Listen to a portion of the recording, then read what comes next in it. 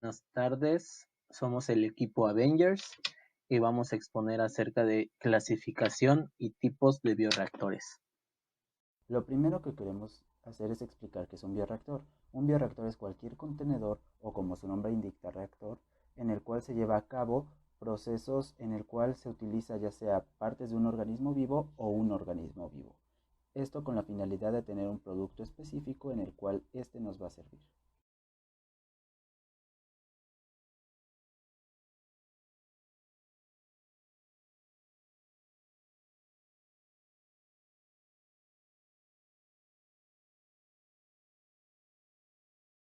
El primer tipo de bioreactor del cual queremos hablar son los RAM o reactores agitados mecánicamente. Estos se diferencian en dos tipos, continuo y discontinuo, según el tipo de proceso que vayan a hacer o tipo de cultivo, como puede ser un cultivo continuo o un cultivo lote. Estos se utilizan muchísimo en lo que es crecimiento de bacterias, fermentaciones, producciones de proteínas o antibióticos. Estos pueden hacerse de vidrio o acero dependiendo de su capacidad. De vidrio si son hasta 20 litros y de acero de 20 litros para arriba, en lo cual se sabe que podemos tener reactores agitados mecánicamente de hasta más de 100.000 litros. Algo importante es que estos no deben llenarse más del 80% de su capacidad y que constan de diferentes impulsores o hélices los cuales van a generar el mezclado, lo cual hace que este sea un muy buen reactor. De hecho, sus mayores ventajas es que es muy económico y muy versátil, ya que puede utilizarse para cultivos continuos o para cultivos LOT. El mayor problema que puede llegar a tener este tipo de reactores es que debido a que tiene hélices que giran, si se está tratando de utilizar un organismo filamentoso, pues este va a estarse rompiendo al entrar en contacto con las hélices, por lo cual no es utilizado para ellos. El segundo tipo de reactores que ahí vamos a mencionar son los reactores agitados neumáticamente. Esto significa que no tienen un rotor como los RAM, pero sí tienen un burbujeo. El más sencillo que hay son las columnas de burbujeo, las cuales, como indican su nombre, son una columna en la cual hay burbujas, las cuales causan un movimiento. Estas también pueden ser de acero o de vidrio y pues la agitación, como ya había dicho, es a través de la inyección de aire. Estas también pueden ser desde reactores de 2 litros hasta más grandes de 10.000 litros. Estos son muy buenos cuando se trata de hacer crecimiento de algas, producir proteínas o hacer fermentaciones aerobias con medios poco viscosos, ya que debido a que solamente es aire lo que se bombea, si es muy viscoso, este no va a fluir correctamente. Las mayores ventajas que tiene es que es muy económico, al no tener un motor como tal, girando pues usa poca energía, es sencillo de hacer una columna de burbujeo y como no tienes un contacto o algo que tenga contacto con el exterior en ningún momento fuera del aire, el cual pasa por filtros, pues tienes un muy bajo riesgo de contaminación. Pero el mayor problema que tiene es que no hay una gran recirculación, esto debido a que el aire pues es lo único que lo está moviendo y estaba directamente hacia arriba. Entonces no genera que se mueva completamente todo el medio de una manera efectiva. Otro tipo importante de reactores agitados neumáticamente son los airlift, los cuales cuentan de dos separaciones primordiales, las que son loop interno y las que son loop externo. En las imágenes que pueden ver, las primeras dos de la izquierda, o la de la izquierda y la del centro, representan a lo que sería un loop interno, porque como podemos ver, todo está dentro de un mismo sistema, si así queremos verlo, mientras que el loop externo cuenta de dos tubos separados, los cuales generan una recirculación, la cual es causada por un cambio en la densidad del medio. Esto debido a que de un lado se está aireando, por lo cual al llenarse de aire esa zona, la densidad del agua en esos lugares va a ser menor, por lo cual va a subir y del otro lado que ya se va a haber liberado el aire va a bajar. Estos suelen ser muy utilizados para producir células animales, o bueno, crecer células animales, producir proteínas biofarmacéuticas y también hacer producciones de enzimas. Esta igual tiene las mismas ventajas que había sido como una columna de burbujeo, solamente que esta tiene mucha mejor estación. Sin embargo, no son muy efectivas para medios continuos debido a que pues el sistema no va a circularse de manera correcta si se está tomando una parte, por lo cual solo suele utilizarse en cultivos lote. Otro tipo importante o segmento importante de reactores son los de lecho. Estos se separan en dos principalmente, el lecho empacado y el lecho fluidizado. El lecho empacado es aquel que contiene una matriz sólida, la cual contiene células o enzimas, las cuales van a estar haciendo que el sustrato sea consumido para obtener un producto. Estos hay de dos maneras, en la cual el medio se vierte de la parte superior y se deja caer, y otra en la que ésta se inyecta de la parte interior. Estos son buenos para la producción de células de mamíferos, producciones de enzimas y de ácidos orgánicos. O sea, su mayor ventaja que tiene es que son buenos para hacer compuestos orgánicos. Los mayores problemas que tiene es que en el caso de que sea por inyección de medio de la parte inferior, cuando este va subiendo genera espuma, lo cual genera que no haya tanto contacto entre los organismos o las células con el sustrato y no hay tanta conversión. Al igual que por tener una matriz sólida es más difícil regular el pH y la temperatura, pues van a haber huecos más sencillos entre pues, todos los poros, pues van a haber canales donde va a pasar mayor cantidad de medio, por lo cual pues no se va a poder tratar de manera tan eficiente como si pasara por toda la matriz.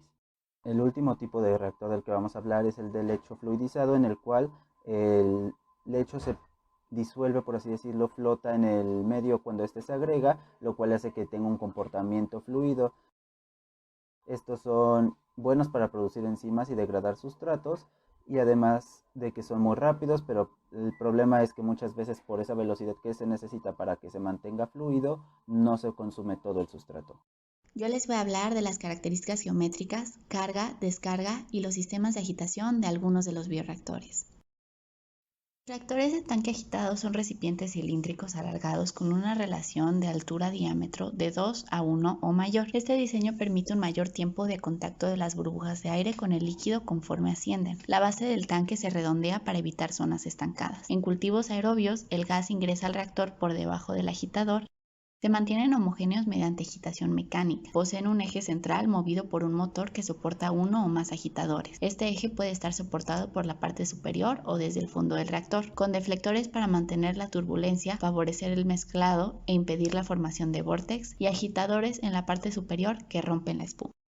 Las columnas de burbujeo son recipientes cilíndricos con relación altura-diámetro de 6 a 1 o mayor para lograr una transferencia de oxígeno eficaz. Se colocan placas horizontales perforadas a lo largo de la columna, a intervalos, para mejorar la transferencia de oxígeno. Se inyecta el gas por el fondo mediante un disco perforado que hace las veces de difusor. Las burbujas de gas ascienden a través del líquido. En este reactor no se presenta la agitación magnética. El mezclado lo proporciona el movimiento del gas a través del líquido. Las propiedades reológicas del fluido afectan la transferencia de oxígeno y el mezclado. En los procesos aeróbicos, el gaseo del líquido con aire proporciona el oxígeno necesario para el proceso, además de la agitación. En los procesos anaeróbicos, los propios gases como el CO2 liberados en la fermentación son los que proporcionan la agitación. Los bioreactores Airlift consisten en dos cilindros concéntricos. En su diseño se consideran las relaciones geométricas entre la altura del tubo concéntrico y la de operación del líquido, el diámetro del tubo concéntrico y el diámetro del reactor, así como el efecto sobre la hidrodinámica. En estos reactores no se presenta la agitación mecánica, en cambio la agitación es por inyección de aire. El gas es inyectado en la columna interior y circula a través del tubo concéntrico interno en forma ascendente, al igual que el líquido. El gas sale por la parte superior, dejando el líquido más pesado, libre de burbujas, que recircula en forma descendente por el espacio exterior. Los reactores de lecho empaquetado son tubos verticales rellenos o empaquetados con partículas de catalizador. Estos reactores son de flujo pistón. En ellos se produce la conversión de sustrato en producto a medida que el líquido fluye a través del sistema. La solución de sustrato puede alimentarse ya sea por la parte superior o inferior de la columna. Los bioreactores de lecho fluidizado son fermentadores continuos. El lecho de sólidos o partículas catalíticas está soportado por un flujo de gas. El biocatalizador se mantiene en suspensión por las corrientes del líquido que circula en dirección ascendente, y las fuerzas gravitacionales evitan que sean arrastradas. En casos de cultivos aerobios puede ser burbujeado, lo cual aumenta la agitación. Bueno, ok, empecemos con los patrones de flujo en bioreactores. Básicamente existen dos patrones de flujo en bioreactores. Uno es el flujo axial y bueno, el otro patrón de flujo es el patrón de flujo radial. El flujo axial es el comportamiento del fluido vertical, es decir, que fluye de forma paralela a las paredes del tanque. Los impulsores que generan este tipo de flujo empujan el líquido hacia el fondo del tanque de tal manera que una vez que el fluido choque con el fondo del reactor, este se dirija a la parte superior del mismo. Aquí podemos ver un ejemplo. El impulsor PB40 el patrón de flujo radial, en donde el flujo es empujado de tal manera que evoluciona en un plano perpendicular al eje del reactor. Estos agitadores también pueden generar cierto flujo circular que se reduce mediante la colocación de deflectores o baffles. Como podemos observar aquí en la diapositiva, está un ejemplo de un impulsor Ruston de 6 paletas. Y bueno, aquí en esta tabla hacemos una comparativa de 4 distintos tipos de bioreactor y sus patrones de flujo. Un bioreactor tipo RAM genera un patrón de flujo axial y radial. El Airlift genera un patrón de flujo axial. El columna de burbujeo genera un patrón de flujo axial y el de lecho empacado un patrón de flujo axial. Cabe mencionar que estos patrones de flujo van a girar en torno al tipo de bioreactor y el tipo de turbina o mezclado que estemos utilizando. Para el sistema de aireación. El sistema de aireación externamente comprende las líneas de entrada y salida de aire e internamente debe optimizar la transferencia de gases, el nutriente hacia el medio líquido. Por ejemplo, está compuesto de partes mecánicas y partes de control. Dentro de las partes mecánicas tenemos lo que es la fuente de aire, tubería y filtros de entrada, boquilla y difusor de aire, tubería y filtros de salida. De las partes del control del flujo de aire, control de presión de aire y control de difusión del oxígeno disuelto. Esto se va a medir mediante distintos parámetros que se pueden calcular mediante distintas técnicas. Y bueno, entrando a lo que es la alimentación de aire, la fuente de aire, existe el compresor de aire, que a su vez se subdivide en compresor de diafragma y compresor de pistón. El primero está diseñado para un trabajo de operación continua, su presión de operación es moderada. Y el compresor de pistón se utiliza para cultivos celulares más sensibles. El sistema de difusión de oxígeno disuelto consta de una boquilla y un difusor de aire. A las variables que se deben controlar en un bioreactor tenemos lo que es la entrada de aire, el pH, y recordemos que estos giran en torno a los requerimientos que se necesiten, el tipo de microorganismo y el tipo de bioreactor que se estén utilizando, el nivel de líquido, la presión, la alimentación, la potencia de agitación, porque eso suele ser de vital importancia dado que no queremos lisar nuestra célula. La composición del gas, el oxígeno disuelto, la temperatura y el sistema de enfriamiento. Existen 4 métodos de esterilización: continua, discontinua, por radiación y esterilización de aire. Esterilización discontinua. Los volúmenes de medio discontinuo en el bioreactor deben estar a 121 grados Celsius. Los tiempos de esterilización aproximados pueden ser calculados a partir de la naturaleza del medio y del tamaño del fermentador. No solamente debe ser esterilizado el medio nutritivo, sino también las uniones, válvulas y electrodos del propio fermentador. En la esterilización continua se utilizan 3 intercambiadores de calor. En el primero, la solución de nutrientes se precalienta de 90 a 120 grados centígrados durante 20 a 30 segundos. Esto por la solución nutritiva previamente esterilizada que sale. En el segundo, se calienta indirectamente con vapor a 140 grados centígrados. Esta temperatura se mantiene de 30 a 120 segundos en una tubería de mantenimiento antes de que sea colocada en el primer intercambiador mediante enfriamiento preliminar. En el tercer intercambiador para refrigeración a la temperatura del fermentador, la fase de enfriamiento es de solo 20 a 30 segundos. La esterilización por radiación puede ser por 2 métodos, rayos gamma y rayos UV. Los rayos gamma su empleo está basado en los conocimientos sobre la energía atómica. Este tipo de esterilización se aplica a productos o materiales termolábiles y de gran importancia en los campos industriales. Puede esterilizar antibióticos, vacunas, alimentos, etc. Los rayos ultravioleta afectan a las moléculas de DNA de los microorganismos. El ADN absorbe una longitud de onda de 260 nanómetros y libera energía ocasionando el rearreglo de enlaces químicos. Son escasamente penetrantes y se utilizan para superficies. Se utilizan para la esterilización en quirófanos. En la esterilización por aireación, los métodos existentes incluye la filtración, inyección de gas, ozono, depuración de gas, radiación UV y calor. De todos estos métodos, solamente la filtración y el calor son prácticos a escala industrial. Algunos aditivos para la fermentación son los ácidos, álcalis y los antiespumantes. Estos últimos son aquellos aditivos que impiden o reducen la formación de espuma en los productos fluidos o que se encuentran en estado líquido. Un ejemplo de ello es la silicona. Diferentes tipos de alimentación, como puede ser el discontinuo, que es el batch, el semicontinuo, que es el feed batch, y el continuo. En el discontinuo, pues se va a colocar dentro del bioreactor la carga exacta de cada proceso de cultivo o de fermentación, y pues este va a dejar que se lleve a cabo el proceso de producción o fermentación por el tiempo que sea necesario. Pasemos al feed batch, que es donde va a haber una entrada de alimentación para que el sistema de cultivo tenga un producto que va a ser nuestra biomasa con un máximo de crecimiento y pues va a aumentar la productividad. En el caso del continuo, pues se va a alimentar una entrada que la vamos a llamar F1 o una alimentación. Esta se va a drenar a una línea de salida F2 o igual se le llama lavado, de manera en que los flujos o caudales de ambas líneas pues siempre van a ser igual y la producción pues va a ser continua. Sabemos que existen diferentes dispositivos de toma de muestra. Uno de ellos es con la ayuda de una llave de salida. Para tomar la muestra se va a girar esta llave y pues se va a colocar al final de la manguera un dispositivo que va a permitir la recolección de la muestra.